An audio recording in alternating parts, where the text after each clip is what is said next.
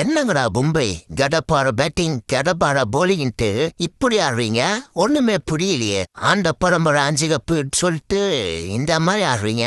RCB Mumbai மேட்சுங்க. First RCB batting ஆடினாங்க. ஐயோ நான் கூட என்ன நினைச்சேன், சரி போல்டு பும்ரா அப்படி நினைச்சா அவனும் போட்டு வெளுன்னு வெளுக்கிறானுங்க. வரோம் எல்லாரும் போட்டு செய்யறானுங்க, வச்சு பொழகுறானுங்க. Salt 78, Virat Kohli 50, பட்டிட்டாரு 53, Tim David 34.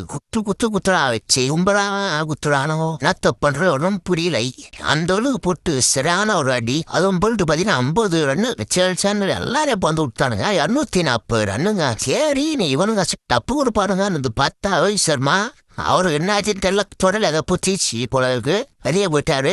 அதுக்கப்புறம் என்னத்த சொல்றது, திலக்கோர்மா தான் எதுக்கு வரானே தெரிய மாட்டேது. வந்துதான் அவுட் ஆகிட்டு போயிடுறான். சூரியகுமாரும் எப்ப அந்த பின்னாடி சட்டை அடிக்கிறானோ அது பசங்க பின்னாடி நல்லா போவோம். என்ன சொல்றேன்னே தெரியல. பின்னாடி சட்டை அடிக்கும்போது கையில போய் ஊத்துது, அதுலயே அவுட் ஆயிடுறாப்புல. அடி பந்தே கொஞ்சம் நல்லா பண்ணாப்புல. 40 ரன்னுங்க. இன்னும் ஒருத்தவங்க நின்றுந்தானா சத்தியமா சொல்றேன் முடிச்சுட்டு இருப்பானுங்க. ஏதோ கொஞ்சம் ஒரு 3 6 மட்டும் ஏன்னா ஒருத்தன் குறுக்க அவனா வச்சிருந்தானா வின் பண்ற வாய்ப்பு அதிகமா இருந்திருக்கும். ஏன்னா 18 ரன்ல தான் தொதிருக்கானு. இப்ப இன்னொருத்தன் தான் ரஷ்யன் தேசக்காரன், அவன் 71. அவன் மட்டும் இன்னும் மாதிரி வந்தானா மேட்சை முடிச்சிருப்பான்னு நினைக்கிறேன். ஏன்னா அந்த அளவுக்கு நல்லாதான் ஆனா. ஏன்னோ ஆர்சிபி வின் பண்ணிட்டாங்க. ஆர்சிபி கிட்ட போலிங்க வெயிட்டா இருக்கு, பேட்டிங்க வெயிட்டா இருக்கு. சரி விடுங்க, போறப்பக்கு லைக்கை போட்டு சப்ஸ்கிரைப் பண்ணிட்டு போங்க. நாங்க நீங்க சப்ஸ்கிரைபே வர மாட்டேது, லைக்கா வர மாட்டேது, பார்த்துட்டு ஷேர் பண்ணிட்டு போங்க.